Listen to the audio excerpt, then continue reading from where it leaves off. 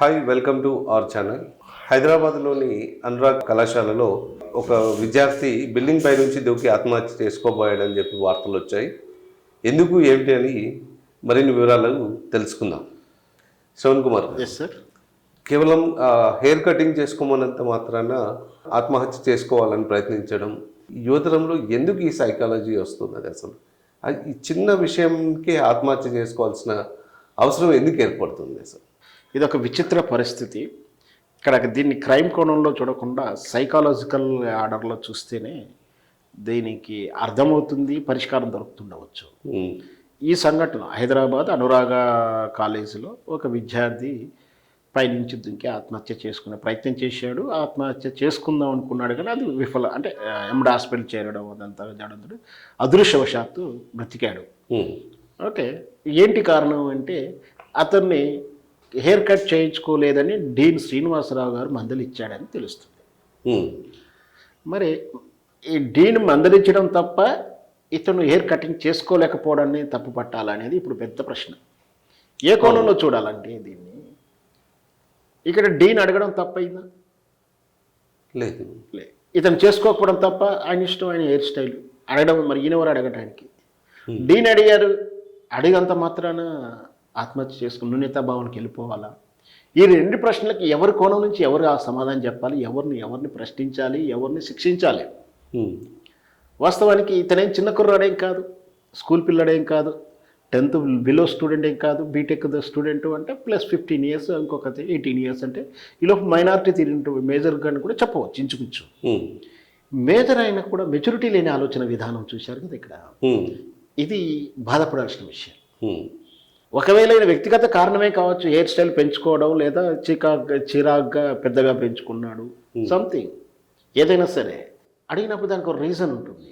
అయితే నేను ఇప్పుడు చెప్తున్నారు అంటే అది చేసుకోనందుకు నలుగురిలో అడిగి అవమానించాడు అనేది నేను చెప్తున్న ఆరోపణ. దానికి అవమానిస్తాడా? ఒకవేళ అవమానించినట్టుగా ప్రశ్నించిన అనుకుందాం, దానికి ఆత్మహత్య చేసుకోవాలా?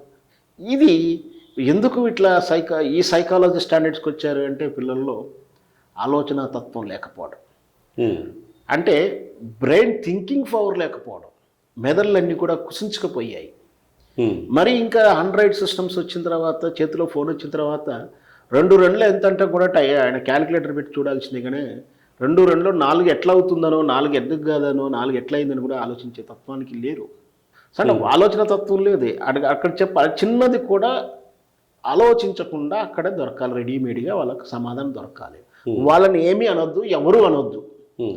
వాళ్ళు మాత్రం ఏదైనా అనొచ్చు, ఎంతకైనా కోరుకోవచ్చు, ఏదైనా సాధించాలనుకోవచ్చు. ఈ తత్వంలో పిల్లల్లో పెరగడం వల్ల పిల్లలు ముఖ్యంగా ఏంటంటే చదువులే నేపథ్యంగా పెరుగుతున్నారు, మార్కులే నేపథ్యంగా పెరుగుతున్నారు. మార్కులు సాధిస్తేనే టాస్క్ పూర్తయినట్టుగా తల్లిదండ్రులు, పిల్లలు ఆలోచన సరైన అందులోకి నెట్టబోయబడ్డారు. ఈ కాంపిటీషన్ యుగంలో 100కు 99 మార్కులు వచ్చినా కూడా మావాడు వెనకబడి ఉన్నాడు, ఇంకొక మార్కు పోయింది అని ఒక ఆలోచనతో. 100కి 99 తక్కువేం కాదు మనం చదువుకున్నప్పుడు, అంతకుముందు చదువుకున్నప్పుడు. కానీ ఒకవేళ మార్కులు తప్పించి, చదువు తప్పించి జీవితమే లేదనుకుంటున్నారు వాళ్ళు కూడా. సో తల్లిదండ్రులలో కాంపిటీషను అలాగే ఉంది, పిల్లల ఆలోచన తెరలు అలాగే ఉంది. వాళ్ళకి టార్గెట్ అంతా కూడా మార్కుల మీదనే ఒత్తిడి పెట్టారు. కానీ బ్రెయిన్ ఎలా ఆలోచించాలి, విచక్షణ ఎలా ఉండాలి, ప్రశ్న వచ్చినప్పుడు దాన్ని సమాధానం ఎలా వెతకాలి, సమస్య వచ్చినప్పుడు ఆ సమస్య నుంచి ఎలా బయటపడాలి అనే ఆలోచన తత్వాన్ని తల్లిదండ్రులు చెప్తలేరు. ఈనాటి విద్యా వ్యవస్థలో కూడా అది లేదు. కేవలం రూల్స్ అండ్ రెగ్యులేషన్స్ రాసుకోవడం, దాన్ని ఫాలో అవడానికి గుడ్డిగా ఎడ్డిగా ప్రయత్నం చేయడం, ఇక్కడ అదే జరిగింది.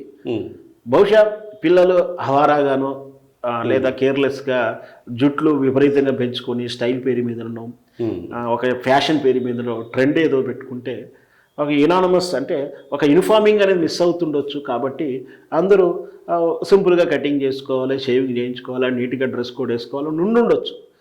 అంత మాత్రం అవి ఖచ్చితంగా పాటించేయాలా? మీరు ఒక్కసారి కటింగ్ ఇంత పెరిగింది కాబట్టి మీరు శిక్షా రూలు, ఈరోజు డ్రెస్ వేసుకోరాలేదు కానీ శిక్షా రూలు, మీకు ఒక 3 ఆప్షన్లు వేస్తాము, ఇట్లా పనిష్మెంట్ ఉంటుంది కాలేజీ తత్వంలో. సో ఇది కూడా ఒక రకంగా వీళ్ళకు ఒత్తిడి చేసేటువంటి కారణం. అంటే ఒక్కరోజు స్కూల్ డ్రెస్ చేసుకురాకపోతున్నాము, ఒకరోజు కాలేజ్ డ్రెస్ కోడ్లోకి వెళ్ళలేకపోతే ఆబ్సెంట్ పడుతుందన్నాము. వీళ్ళకి ఆత్మన్యూన్యత, ఆత్మ బ్రెయిన్ మానసిక ఒత్తిళ్లు పెరుగుతున్నాయి. చదువు మీద కాదు వీళ్ళకి బడిగాల్సిన ఒత్తిళ్ళు, ఆ ఆబ్సెంట్ల మీద, ఆ క్రమశిక్షణ మీద, వీటి మీద ఒత్తిడి ఎక్కువ పెంచుతున్నాడు. క్రమశిక్షణలు అనేది అలవర్చుకోవడానికి, అవలంబించడానికి స్వేచ్ఛ ఉండాలి కానీ బలవంతంగా రుద్దకూడదు అనేది వీళ్ళకు తెలవట్లేదు. ముఖ్యంగా స్కూల్ లెవెల్లో కానీ కాలేజ్ యాజమాన్య లెవెల్లో. ఇకపోతే పిల్లల్లో కూడా మన కోసమే చెప్తున్నారు అన్న ఆలోచన లేకుండా వీడెవడు మనకు చెప్పడానికి ఆలోచన తత్వంలోకి వచ్చారు. నా ఇష్టం, నా జుట్టు, నేను నా ఇష్టం, వీరెవరు అడగటానికి? నా ఇంట్లో మా అమ్మ అడగలేదు, మా నాయన అడగలేదు, ఇతను ఎందుకు అడుగుతున్నాడు అంటే అమ్మా నాన్న అడగట్లేరని వీళ్ళకి ఇండైరెక్ట్ తెలిసిపోతా. అంటే వీళ్ళు పట్టించుకుంటారు. వాళ్ళకి పట్టించుకునేది ఏంటి?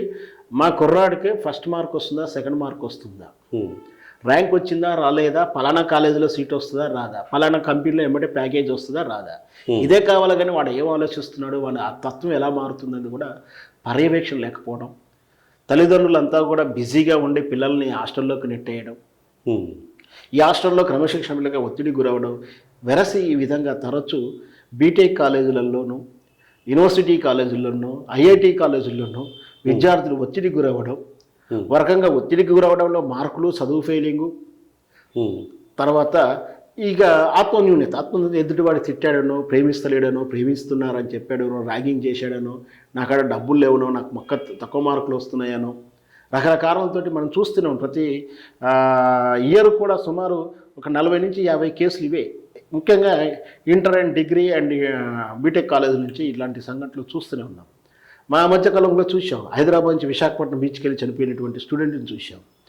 దీనివల్ల తల్లిదండ్రులు ఎంత బాధపడుతున్నారని చూసుకుంటలేరు. అంటే క్షణికావేశంలో వస్తున్నటువంటి నిర్ణయాలని, ఈ చావాలనో, కొట్టాలనో, చంపాలనో వచ్చే ఆలోచనలు, లేదా తను చనిపోవాలన్న ఆలోచనల నుంచి బయటపడాలంటే ఫస్ట్ ఆ ఆలోచన వచ్చినప్పుడు ప్రత్యామ్నాయం గురించి ఆలోచించడం, ఒకరికి చెప్పుకోవడం, కౌన్సిలింగ్ ఇచ్చుకోవడం, ఆలోచన తరం లేకపోవడం నిజంగా బాధాకరం.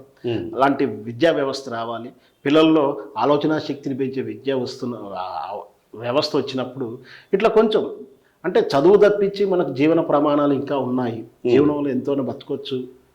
ఈ ప్రమేయం అంటే ఇక్కడ మార్కులు రాకపోయినా ఇంకో రకంగా బతకొచ్చు, ఈ జాబ్ రాకపోయినా ఇంకో రకంగా బతకొచ్చు, ఈ కాలేజీలో కాకపోతే ఇంకో కాలేజీలో, ఈ కంపెనీలో జాబ్ రాకపోతే ఇంకో కంపెనీలో జాబ్ చేస్తాను, నాకు ఈ కోర్సు అంటే మెకానిక్ కోర్సులో నాకు సబ్జెక్ట్ రాలేదేమో, సివిల్లో ఉంటాను, సివిల్లో రాకపోతే నేను బయటికి వెళ్ళి ఒక క్లారికల్కి వెళ్తాను, ఒక డ్రైవర్గా చేసిన బతకొచ్చు. రకరకాలుగా మనం చూసాం. నిన్న కుమారి అంటే కర్రీ పాయింట్ ద్వారా, మెస్ పాయింట్ ద్వారా ఆమె కోట్లు లక్షల్లో సంపాదిస్తుంది కూడా వింటున్నాం. అవును, ఆమె ఏం చదువుకున్నది అని చెప్పేసి. అది అట్లా ఈ అవకాశాలను వాళ్ళకి చెప్పగలిగిన తల్లిదండ్రులు కానీ, గురువులు కానీ, విద్యా వ్యవస్థ ఉంటే ఇట్లాంటి సంఘటనలు తరచూ జరగవు. ధన్యవాదాలు శ్రవణ్ కుమార్ గారు. Thank you.